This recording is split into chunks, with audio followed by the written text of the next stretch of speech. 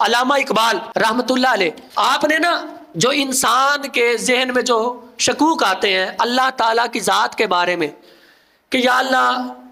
हम मुसलमान भी हैं, हम तेरे नबी का कलमा पढ़ने वाले भी हैं, हम मस्जिद में रमज़ान मुबारक में चलो आ जाते हैं ना, हम नमाज़ें भी पढ़ने वाले हैं, हम सदका और खैरात भी करते हैं,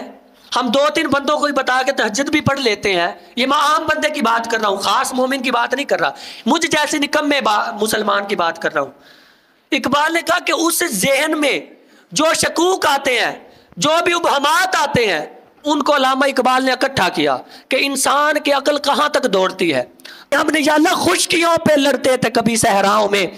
दिया जाने कभी यूरोप के कलेसाओं में, कभी अफ्रीका के तपते हुए सहराओं में, शान जचती थी ना आंखों में जहांदारों की, या अल्लाह कलमा पढ़ते थे हम छाओं में तलवारों की, और टल न सकते थे अगर जंग में अड़ जाते थे, पांव शेरों के भी मैदान से उखड़ते थे,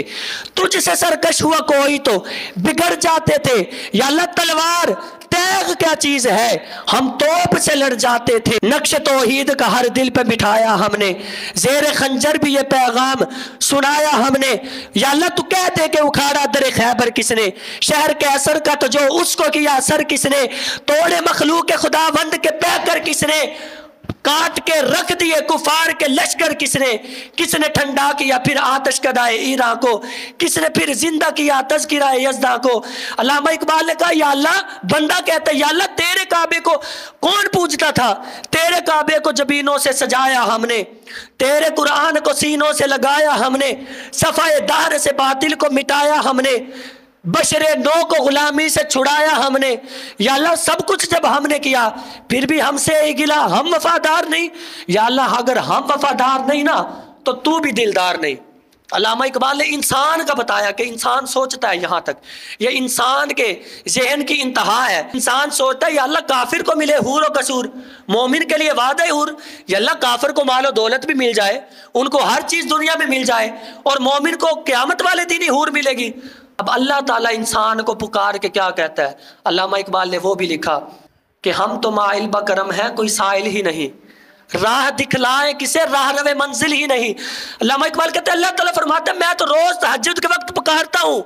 कि कोई है मांगने वाला मैं बख्श दूँ, रिज़्क़ मांगने वाला रिज़्क़ अता करूँ, इज्जतें मांगने वाला इज्जत अता करूँ। हम तो माइल बकरम है कोई साइल ही नहीं, राह दिखलाए किसे राह रवे मंजिल ही नहीं। अल्लामा इकबाल कहते हैं कि अल्लाह ताला बंदे को पुकारता है कि कोई काबिल हो तो हम शान कई देते हैं, ढूंढने वालों को दुनिया भी नहीं देते हैं। इकबाल मुनफात एक है इस कौम की, नुकसान भी एक, दीन भी, काबा भी, कुरान भी एक, कलमा भी, इस्लाम भी, ईमान भी एक, बड़ी बात थी जो होते मुसलमान भी एक, यूं तो सैयद भी हो, मिर्जा भी हो, अफगान भी हो, सभी कुछ हो, बताओ मुसलमान भी हो।